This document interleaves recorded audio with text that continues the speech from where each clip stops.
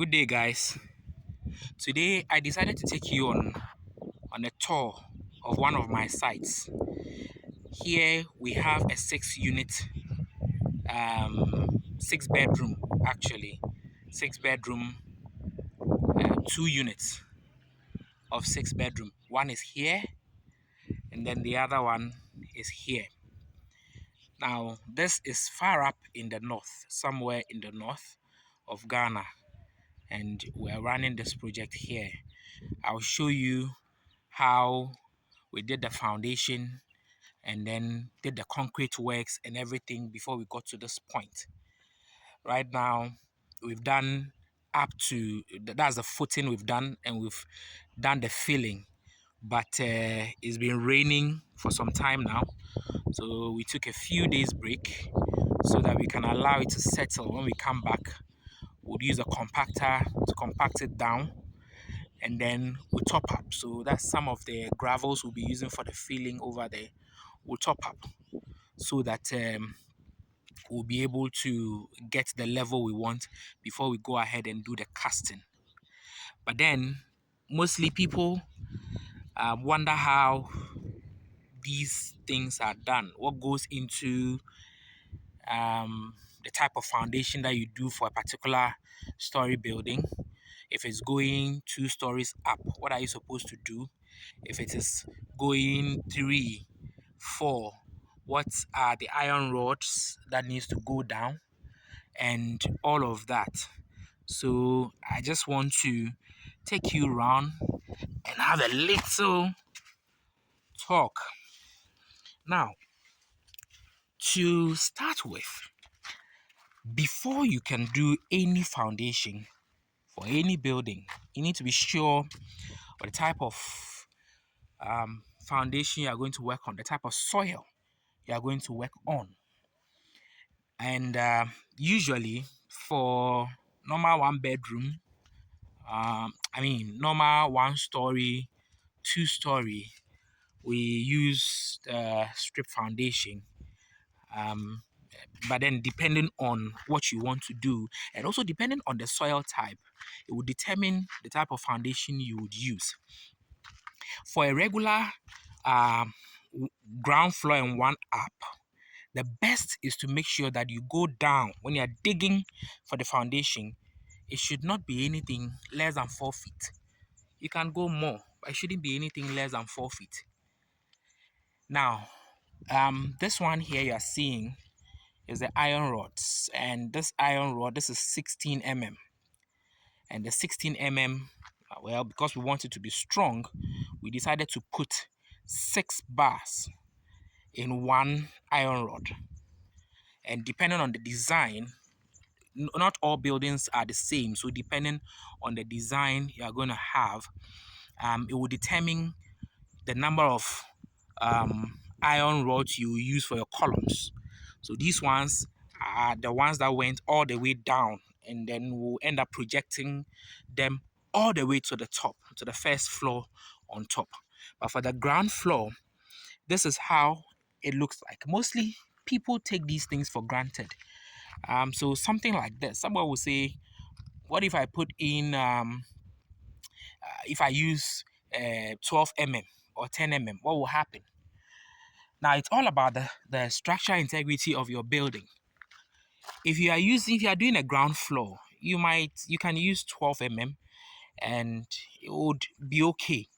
But if you are doing, another story on top, you need to be very careful with how you go about it. And usually, if you are doing 2 story up, you should use 16 mm for your columns.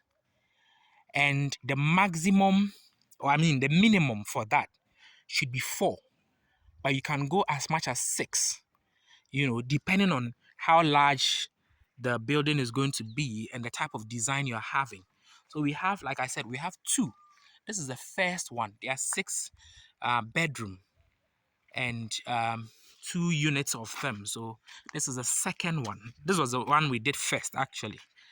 It was after this that we went here and did this one. And because of where we are, we had to come with a whole team. We had the steel benders working on the iron rods. As you can see, we had the masons who were digging and doing the foundation work. We had our carpenters, and then we had the people who were molding the blocks. We came with the whole team. We had the people who were molding the blocks. Because of the distance, you can't buy. You have to mold your own blocks. And when you do that, you are able to ensure how strong the blocks, are. This one right now is one very strong block that is there. So this is it. When we are done from here, well, after allowing it to settle for some time, we are going to now go ahead and do the casting. But before we do the casting, we'll do the ground beam. Some call it the floor beam. This is the iron rods that has been prepared for the floor beam. So we'll put iron rod on all of this that you see, the block work that came out of the ground, the foundation. We'll put iron rod on top of all of it. But before we do that, we'll have to compact the gravels to go down. Then after, we'll put our damp-proof memory on it, and then we'll put the iron rods on it and go ahead to cast the whole place up. So by the time we are done, this foundation and this building is going to be one very strong building from the foundation all the way to the top. And I'll take you through the journey of how we are going to do it. You'll see some videos of the foundation work, and as we go along, you get to see everything. We're on break now, so the place is very quiet. But these are the blocks that we have molded, and because it was difficult getting water here, we had to dig a borehole as well, so that the work will be able to go on well as it's supposed to be. So this is just a small tour of what we are doing here. I'll share the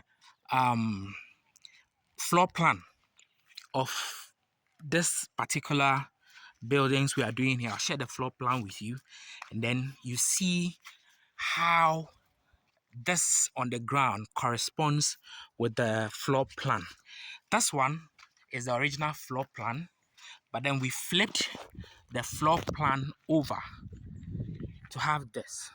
So when we are done, one side of the one building will be facing the left, the other will be facing right. That is the front design will turn. One will be facing here, the other will be facing there.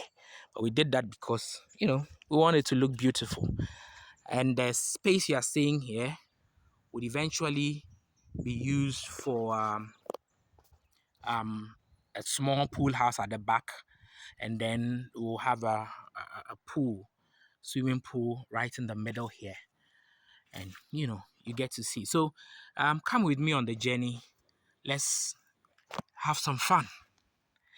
And if you've watched up to this point, I want to believe you are interested in the videos we post. So please do us a favor and subscribe, like, share, comment.